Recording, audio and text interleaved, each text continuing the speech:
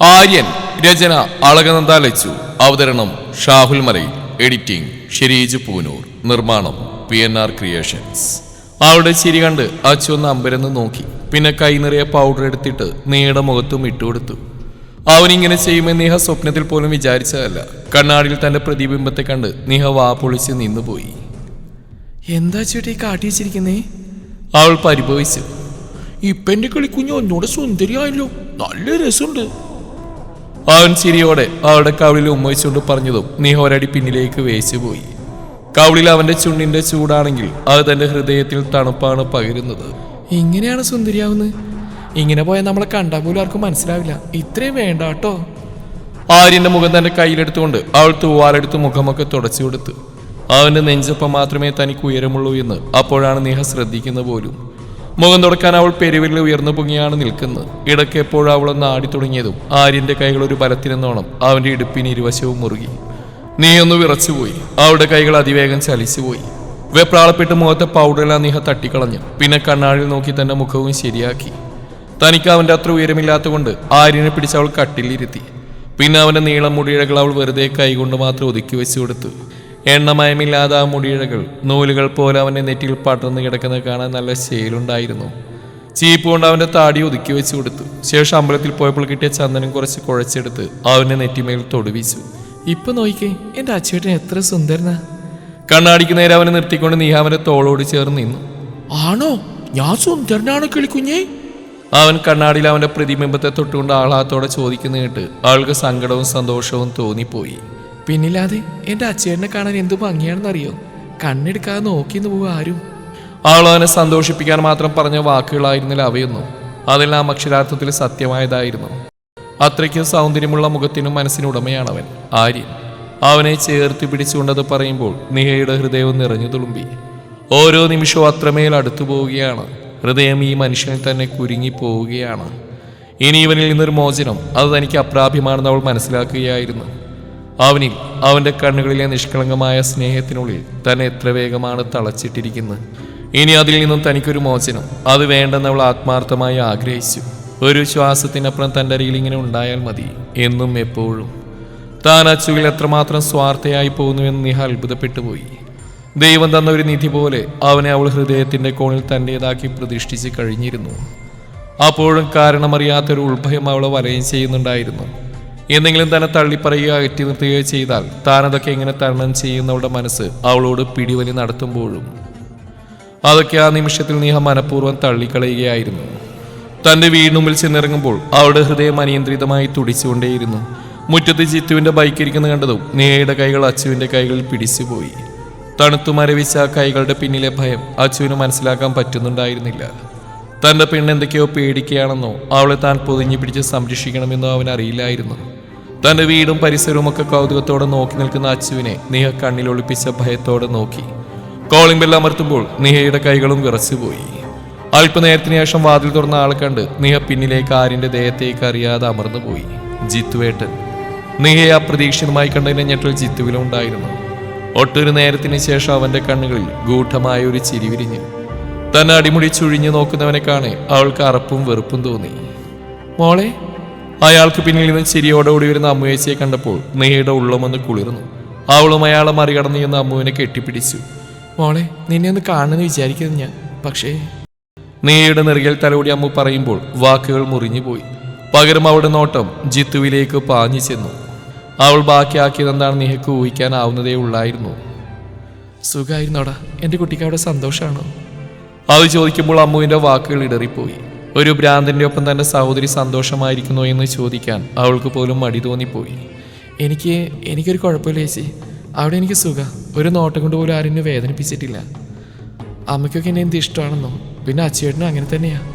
നീ വളരെ ഉത്സാഹവതിയായി പറയുന്ന കേട്ട് അമ്മുവിന് അത്ഭുതം തോന്നി. അതുപോലെ ജിത്തുവിന് ദേഷ്യവും. പിന്നിലെല്ലാം കേട്ട് അമ്മായും ഉണ്ടായിരുന്നു. നീയുടെ വരവ് അവർക്കത്ര ബോധിച്ചിട്ടില്ലെന്ന് അവരുടെ മുഖത്ത് തന്നെ വായിച്ചെടുക്കായിരുന്നു. അയ്യോ അച്ചുവേട്ടൻ. പിന്നിൽ അവനെ കാണാതെ വന്നു. നീ ആ നെഞ്ചത്ത് കൈവച്ചുകൊണ്ട് പുറത്തേക്ക് പോയി. അമ്മു പിന്നാലെയും. മുറ്റത്തെ പേരമരത്തിന്റെ ഒരു കൊമ്പിലിരുന്നുകൊണ്ട് ഒരു മഞ്ഞക്കിളി പഴുത്ത പേരൊക്കെ നിന്ന് കൗതുകത്തോടെ നോക്കി നിൽക്കുന്ന അവനെ കാണെ നീ ഒന്ന് ദീർഘമായി നിശ്വസിച്ചു. ഇവിടെ നിൽക്കായിരുന്നോ? ഞങ്ങൾ പേടിച്ചു പോയല്ലോ. അമ്മു പറയുന്ന കേട്ട് ആരും സംശയഭാവത്തിൽ അവളെ നോക്കി. എൻ്റെ ചേച്ചി അച്ചുവേട്ടാ ഇത്, അമ്മു ചേച്ചി. ആര്യൻ അമ്മുവിനെ നോക്കി ഒന്ന് പുഞ്ചിരിച്ചു. മോളെ ആരിനെയും കൂട്ടി അകത്തേക്ക് വാ, ഞാൻ എന്തെങ്കിലും കുടിക്കാനെടുക്കാം, യാത്രാക്ഷീണം ഉണ്ടാവുമല്ലോ. അമ്മു അതും പറഞ്ഞ് അകത്തേക്ക് പോയതും നീ ആര്യന്റെ കൈ പിടിച്ച് അവൾക്ക് പിന്നാലെ ചെന്നു. നീ എന്താ വിളിച്ചും പറയാതൊക്കെ ഇങ്ങ് പോന്ന്? അമ്മായിയുടെ മുഖം ഒരു കൊട്ടയുണ്ട്. താൻ വന്നയുള്ള അതൃപ്തി ആ മുഖത്ത് തെളിഞ്ഞു കാണാമായിരുന്നു. ഇതുകൊണ്ടൊക്കെ തന്നെയാണ് ഇങ്ങോട്ടേക്ക് വരാൻ മനസ്സ് മടിച്ചത്. അതെന്താ അമ്മേ, അവൾക്ക് ഇങ്ങോട്ടേക്ക് വരാൻ മുൻകൂർ പെർമിഷനൊക്കെ വാങ്ങണോ? ഇത് അവിടെയും കൂടെ വീടല്ലേ? സത്യം പറഞ്ഞാൽ കല്യാണം കഴിഞ്ഞ് ഈ സമയം ഇങ്ങോട്ടേക്ക് നമ്മളാ വിരുന്നിന് കൂട്ടിക്കൊണ്ടുവരേണ്ടത്. തലകുനിച്ച് നിൽക്കുന്ന നീഹയെ കണ്ടതും അമ്മ അവർക്കിടയിലേക്ക് വന്നുകൊണ്ട് പറഞ്ഞു. നീ അങ്ങ് പറഞ്ഞാൽ മതിയോ ഇത് അവിടെ കൂടെ വീടാണെന്ന്? ഇത് ഞാനും ചേട്ടനും കൂടി കഷ്ടപ്പെട്ടുണ്ടാക്കിയതാ. അത് എവിടുന്നോ കയറി വന്നവൾക്കല്ല, നിനക്കാ. കേട്ടല്ലോ? പിന്നെ ഇവളെ വിരുന്ന് വിളിക്കാൻ ഇവളെന്റെ മോളൊന്നല്ലല്ലോ. ഇവളിവിടുന്ന് പോയപ്പോഴാ ബാക്കിയുള്ളവർക്ക് സമാധാനമായത് തന്നെ. ഒരു മയവുമില്ലാതെ അവർ പറയുന്നൊക്കെ നീ അത്രമാത്രം വേദനിപ്പിച്ച് കളഞ്ഞു. എത്ര വേണ്ടെന്ന് വെച്ചിട്ടും തന്റെ മിഴികൾ നിറഞ്ഞൊഴുകുന്നത് അവൾക്ക് തടയാൻ കഴിഞ്ഞില്ല. ഒരിക്കലും ഇങ്ങോട്ട് വരേണ്ടിയിരുന്നില്ലെന്ന് അവളുടെ മനം അലമുറയിട്ടു. അമ്മ എന്തൊക്കെയാ വിളിച്ചു പോകുന്നു? ഇത്രയ്ക്കായിട്ട് എന്തിനാ അമ്മ ഈ പാവം കൊച്ചിനോട് ഇത്ര വൈരാഗ്യം? അവൾ ഇവിടെയുള്ളപ്പോൾ എല്ലാവരുടെയും കാര്യങ്ങൾ ഒരു കുറവും വരുത്താതെയും ആരോടും ഒരു പരാതി ഇല്ലാതെ അവൾ നോക്കിയത്. നിങ്ങളൊക്കെ തീരുമാനിച്ചപ്പോൾ ഒരു കല്യാണത്തിന് അവൾ നിന്ന് തന്നില്ലേ? എന്നിട്ട് എന്തിനാ അമ്മേ അവളിങ്ങനെ വേദനിപ്പിക്കുന്നേ? വേണ്ട ചേച്ചി, എനിക്ക് വേണ്ടി നീ ചേച്ചി അമ്മായിയോട് വഴക്കുണ്ടാക്കണ്ട, നിയമല്ലേ പറഞ്ഞു. അപ്പോഴും അമ്മായി അവളെ നോക്കി ദഹിപ്പിക്കുകയായിരുന്നു. ഓ, അല്ലെങ്കിലും പാമ്പോലെന്ന് അഭിനയിക്കാൻ നീ മിടിക്കുക, എനിക്കറിയാം. പിന്നെ ഇവൾക്ക് വേണ്ടി എന്നോട് തർക്കിക്കാൻ നിനക്ക് പണ്ടേ ഉത്സാഹമുണ്ടാമോ? ഇപ്പോഴും അതിന് കുറവുണ്ടായിട്ടില്ലല്ലോ. അപ്പൊ ഞാനെന്തിനാ എൻ്റെ രീതികളൊക്കെ മാറ്റുന്നേ? അമ്മ ഒന്നും ഓർക്കണം, അവൾക്കും കൂടെ അനുഭവിക്കാൻ അവകാശമുള്ള സ്വത്തുക്കളാ അമ്മയച്ഛൻ ഈ കൈയടക്കി വെച്ചിരിക്കുന്നത്. എന്തിന്? ഈ വീട് പോലും അവൾക്കും കൂടി അവകാശപ്പെട്ടതാ. അമ്മ എത്ര നിഷേധിച്ചാലും അതൊക്കെ ഓർമ്മയിലിരിക്കാൻ നല്ലതാ. അമ്മു ദേഷ്യം കൊണ്ട് വിറച്ചു. അമ്മു പറയുന്നത് കേട്ട് രേഖ ഒന്ന് വല്ലാതെയായെങ്കിലും അമൃതയ്ക്ക് ഭാഗത്തേക്ക് പോകുന്നവളെ കണ്ട് രേഖ കലിയോടെ ചവിട്ടിത്തുള്ളി മുറിയിലേക്ക് പോയി. ചായ്പിനുള്ളിലുള്ള മുറിയിലേക്ക് താൻ പോകുന്ന കണ്ട് അമ്മു ചേച്ചി മുന്നിലേക്ക് കയറി നിന്നു. നീ എവിടേക്ക് പോകുന്നു? മുറിയിലേക്ക്. എന്താ ചേച്ചി? നീ സംശയിച്ചു. എന്നാ അവിടേക്കല്ല, മുകളിലേക്ക് ചെല്ല്. ബാൽക്കണിക്ക് അടുത്തുള്ള ആ മുറിയില്ലേ, അവിടേക്ക്. അമ്മ മുകളിലേക്ക് ചൂണ്ടി പറഞ്ഞു. നിഹയുടെ നെഞ്ചൊന്ന് മിന്നി. ചെല്ലു മോളെ, ഞാൻ ആരും അവിടെ കൊണ്ട് ഇരുത്തിയിട്ടുണ്ട്, നീ ചെല്ല്. കുടിക്കാനും ഞാൻ അവിടെ എടുത്തു വെച്ചിട്ടുണ്ട്. ചേച്ചി ഞാനവിടെ എനിക്ക്... നീയുടെ സ്വരമിടറിപ്പോയി. മുൻപെപ്പോഴും ആ മുറി വൃത്തിയാക്കുന്നതിനിടയിൽ ക്ഷീണം കൊണ്ട് അവിടെ കട്ടിൽ കിടന്നുറങ്ങിപ്പോയതിന് അമ്മായി അടിച്ച അടിയുടെ ചൂട് അവളുടെ ശരീരത്തിന്റെ അങ്ങിങ്ങായി വീണ്ടും പൊള്ളിച്ചു. നീ എന്തിനാ നീ ഇങ്ങനെ പേടിക്കുന്നത്? അമ്മയൊന്നും പറയില്ല, നീ ചെല്ല്. അല്ലെങ്കിൽ നീ ഇങ്ങനെ പാവായി നിൽക്കരുത് മോളെ. അതുകൊണ്ടല്ലേ എല്ലാവരും നിന്നെ ഇങ്ങനെ മുതലാക്കുന്നത്.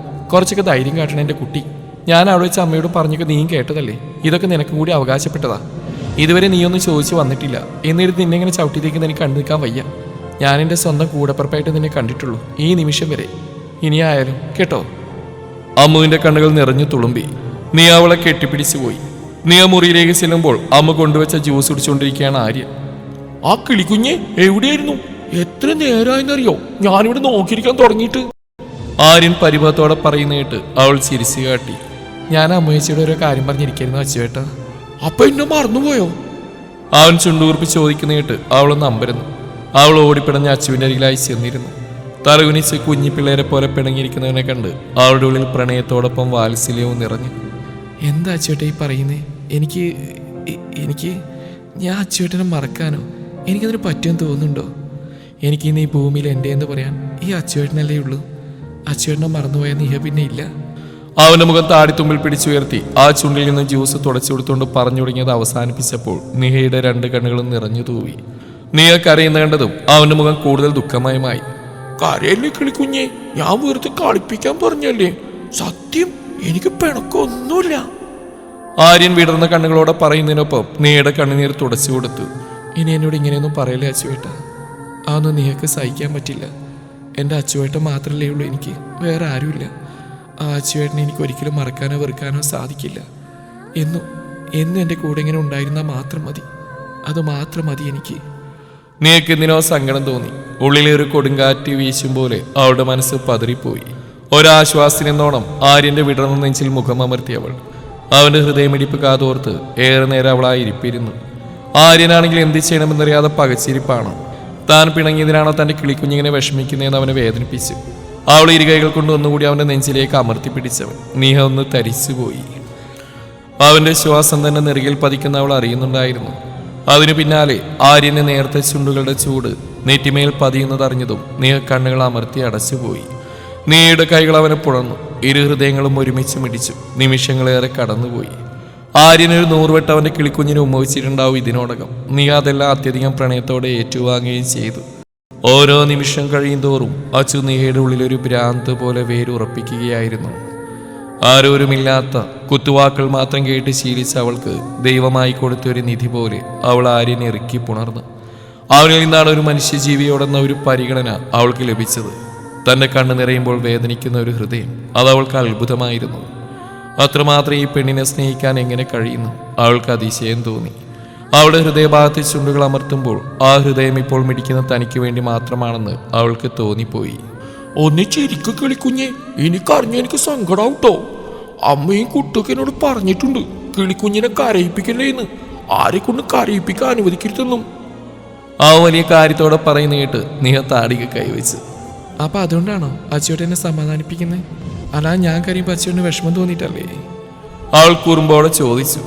പിന്നില്ലാണ്ട് കിളിക്കുഞ്ഞ് കരഞ്ഞ എനിക്കല്ലേ ആദ്യം സങ്കടാവുക? എൻ്റെ അല്ലേ, എൻ്റെ മാത്രം. അവളുടെ കവളിൽ മുത്തിക്കൊണ്ട് ആര്യനത് പറയുമ്പോൾ ആ കണ്ണുകൾ തിളങ്ങുന്ന നിഹ ശ്രദ്ധിച്ചു. അപ്പോഴും അവൻ്റെ വാക്കുകൾ നീയുടെ കണ്ണും മനസ്സും ഒരുപോലെ നിറച്ചു. എൻ്റെ അല്ലേ, എൻ്റെ മാത്രം. ആ വാക്കുകളിൽ അവൻ്റെ സ്നേഹം മുഴുവൻ നിറഞ്ഞു നിന്നിരുന്നു. തനിക്കിതിൽ കൂടുതൽ എന്താണ് വേണ്ടത്? തൻ്റെ ഹൃദയം നിറച്ച ഈ വാക്കുകൾ മാത്രം മതി നിഹയ്ക്ക് ഇനി ജീവിക്കാൻ. തനിക്ക് വേണ്ടി തൻ്റേതെന്ന് പറയാൻ ഒരാൾ, തൻ്റെ മാത്രം. രാത്രിയിൽ അമ്മാവനും അമ്മായിയും ചിത്തും എല്ലാവരും ആഹാരം കഴിച്ചു കഴിഞ്ഞാണ് നിഹ ആര്യനെയും കൊണ്ട് ഡൈനിങ് റൂമിലേക്ക് ചെന്ന്. അവിടെ അമ്മ വരെ കാത്തിരിപ്പുണ്ടായിരുന്നു. ഇരിക്കുമോളെ, ഞാൻ നിങ്ങളെ നോക്കിയിരിക്കുകയായിരുന്നു. അവൾ പ്ലേറ്റ് എടുത്ത് വെച്ചു. നിഹയ്ക്ക് ഇതെല്ലാം പുതിയതായിരുന്നു.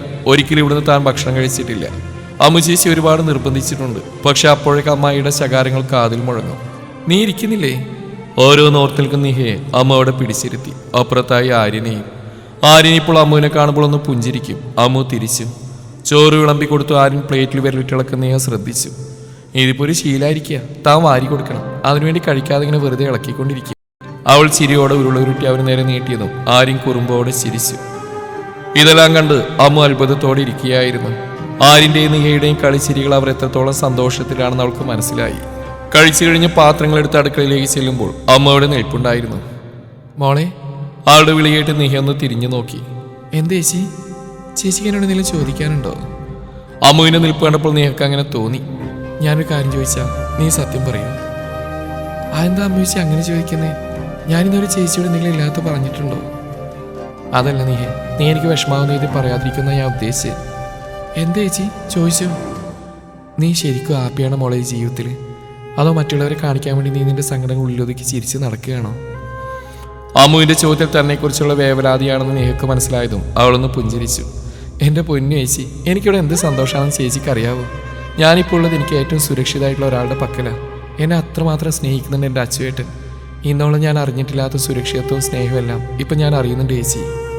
നീയുടെ കണ്ണുകൾ അച്ചുവിന്റെ ഓർമ്മയിൽ പോലും നിറഞ്ഞു.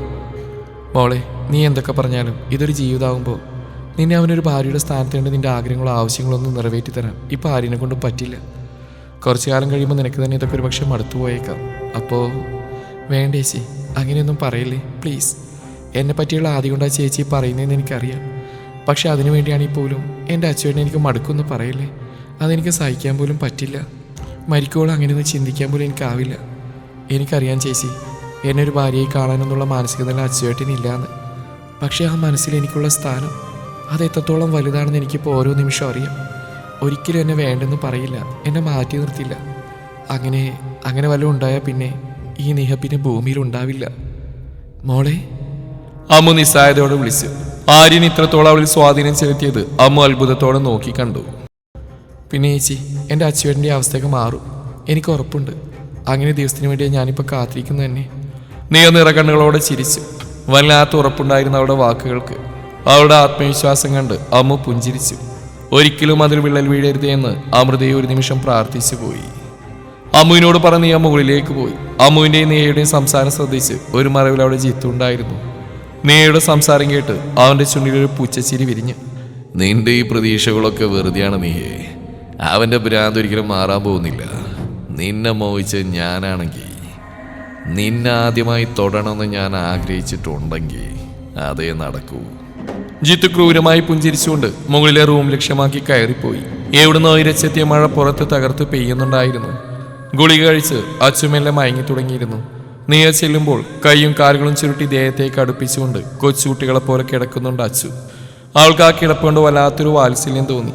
ആ വിടർന്ന നെറ്റിന്മേലൊന്ന് മുത്തിക്കൊണ്ട് അവൾ ആ കവളിന്മേലെ തലോടി കൊടുത്തു. ഒരു വേള അമ്മു ചോദിച്ച കാര്യങ്ങൾ ഓർക്കെ അവൾക്ക് സങ്കടം തോന്നിപ്പോയി. എനിക്കങ്ങനെ മടുക്കു അച്ചുവേട്ടാ നിങ്ങളെ. അങ്ങനെ വന്നാൽ അതെൻ്റെ മരണത്തിന് തുല്യല്ലേ? വേഗം ഈ അസുഖമൊക്കെ ഭേദപ്പെട്ടു വാ. എന്നിട്ട് എന്നെ ഈ നെഞ്ചോട് ചേർത്ത് നിർത്തി ഇതാ എൻ്റെ ജീവനെന്ന് പറഞ്ഞു കൊടുക്ക്. മരിക്കോളം പരസ്പരം മടുക്കില്ല നമുക്ക് കാട്ടിക്കൊടുക്കേണ്ട എല്ലാവർക്കും. ഇങ്ങനൊരു സൂക്കേടുള്ളതുകൊണ്ടല്ലേ എല്ലാവർക്കും നമ്മുടെ സ്നേഹത്തൊരു വിശ്വാസമില്ലാത്ത. എനിക്കത് സഹിക്കാൻ പറ്റുന്നില്ല അച്ചുവേട്ടാ. നിഹ കരഞ്ഞുകൊണ്ട് അച്ചുവിൻ്റെ മേലേക്ക് ചാഞ്ഞു കിടന്നു. ആര്യൻ അതൊന്നും അറിയാതെ സുഖമായിട്ട് ഉറങ്ങുകയായിരുന്നു. തകർത്തു പെയ്യുന്ന മഴ അവളോളം ദുഃഖിതയാണെന്ന് നിഹയ്ക്ക് തോന്നി. ആ മഴയും അവളുടെ ദുഃഖം നിഹയെപ്പോലെ കരഞ്ഞു തീർക്കുകയാണെന്ന്.